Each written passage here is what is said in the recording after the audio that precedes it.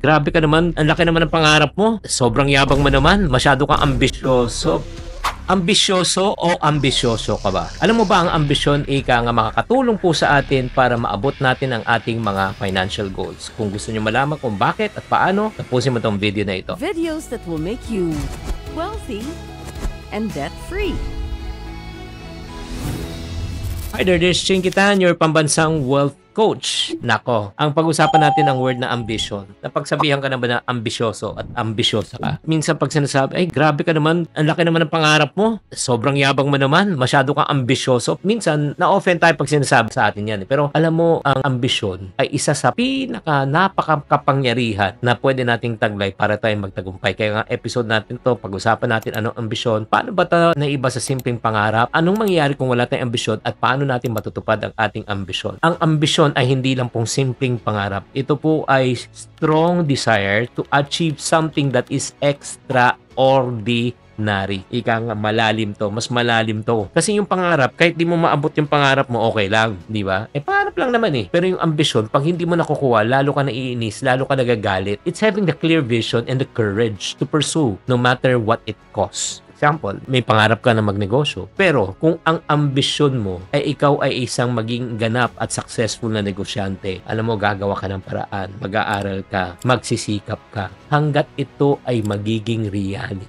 Yung sa pangarap, okay lang kahit di mo tamaan. Kaya nga, kung makikita mo, napakalaki ng pagkakaiba ng pangarap sa ambisyon. Dreams are what you want to happen. Pero ang ambisyon is what you do in order for you to make it happen. Grabe, no? Parang pangarap ko magkaroon ng bahay. Pero alam mo, kung may ambisyon ka, ito yung gagawin mo. Mag-iipon ka, magtatrabaho ka, mag-i-invest ka, at syempre, ang target mo sa loob ng 5 taon ay magkaroon ka ng bahay. You want to know kung yung mga characteristics or sign ng isang ambitious person. Number 1, meron siyang bihag.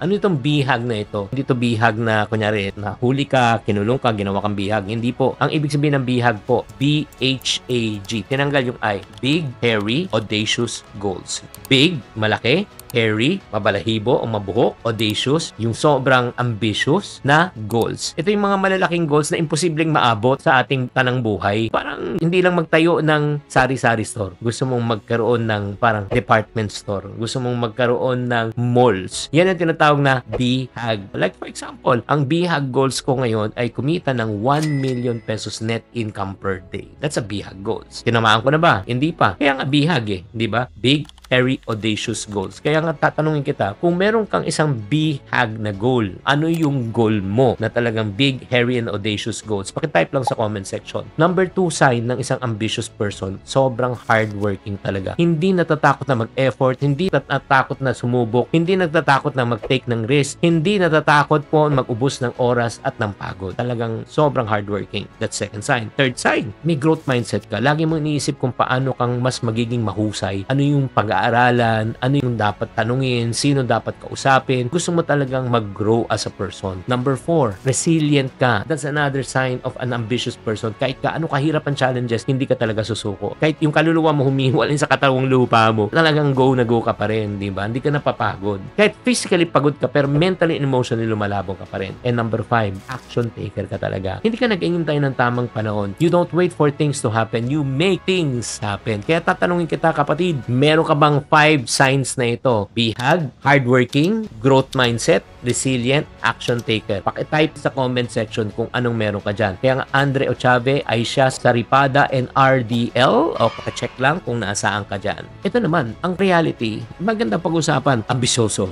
Pero what happens if you are not ambitious? Number 1, paikot-ikot lang buhay, walang direksyon, walang progress. Stagnation. Pangalawa, hindi mo maitutulak ang sarili mong sumubok ng mga bagong bagay. Bakit? Dahil takot ka, namimiss mo yung opportunities. Number 3, mahirap hanapin yung bakit sa buhay mo kasi wala kang purpose, wala kang dahilan. Pang-apat, hindi ka ambisyoso, marami kang kayang gawin pero alam mo, nasasayang dahil hindi mo nagagawa. Bakit? Yung potential mo, hindi mo na ma-maximize. Tatandaan, ang ambisyon ay hindi lang po tungkol sa bagay. It's about maximizing your potential, making a positive impact in your life and in the life life of others. Hindi pa tayo tapos. Ito yung tanong ko po sa inyo. Para sa mga tao nakikinig at sumusubaybay sa channel na ito, gusto mo bang ma-develop ang iyong ambisyon sa buhay? Kung wala kang ambisyon, namatay ng ambisyon mo, buhayin po natin. Gusto mo ba? Pag sinabi mong gusto, type gusto right now sa comment section. So again, babalik po tayo. Ang unang bahagi, we had to set goals in our life. Anong klaseng goal? Again, yung big na goal. Big,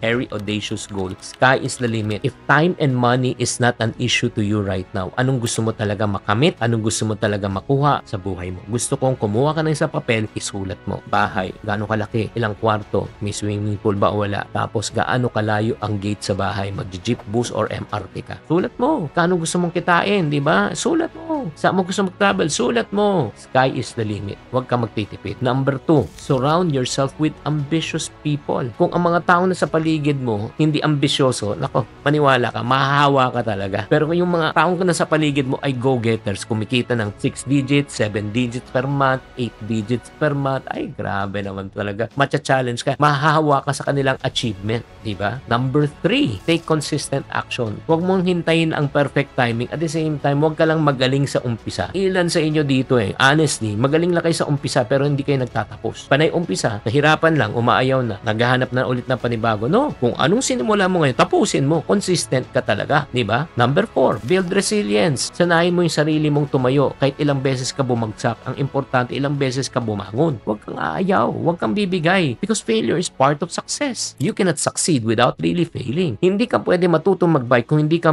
masasemplang, hindi ka masugatan, hindi ka masasaktan. And last but not the least, para maging ambisyoso ka, magbasa, manood, matuto sa mga taong naabot na ang kanilang bihag goals. Invest in yourself. Invest in learning. The more you learn, the more you become confident. The more you become confident, the more that you will have power to achieve your ambitions in life. Grabe. Alam nyo, ang ambisyon ay hindi lang pagiging materialistic or greedy. Ito ay ika nga pagpapalawak ng iyong God-given talent, paggamit ng iyong talento, at paano ka makakatulong sa mga taong nakapaligid mo at sa mundo. Tatandaan, ang bawat tao ay may potensyal. Kaya nga kung gusto mo maabot ang iyong pangarap, ang iyong ambisyon sa buhay, kailangan mo magtakda ng tinatawag natin ng big goals. Kaya ang tanong ko sa inyo ngayon, ano pong natutunan nyo, na-realize nyo? Malaki ka ba mangarap o maliit ka mangarap? May bihag goals ka ba o wala? Kaya kung gusto mo talaga matupad ang pangarap nyo, it's time for you to join a community. Alam mo, ang perfect community for you is the Iponarium Movement Community. Facebook group to, free to, join us. Pumunta lang kayo sa link sa baba. Wala namang mawawala kung ikaw ay magkaroon ng ambisyon at mga taong kasama mo ay mga ambisyoso sa buhay. Sana na-encourage kayo, na-inspire kayo. Pakitype na lang sa comment section. Let's discuss. I would like to answer some of your questions sa inyong comment section, especially yung ating mga loyal followers, at the same time mga nakasubscribe sa ating community. Thank you so much. Mabuhay po kayo. Tatandaan, tamang karunungan, tamang disiplina po ang susi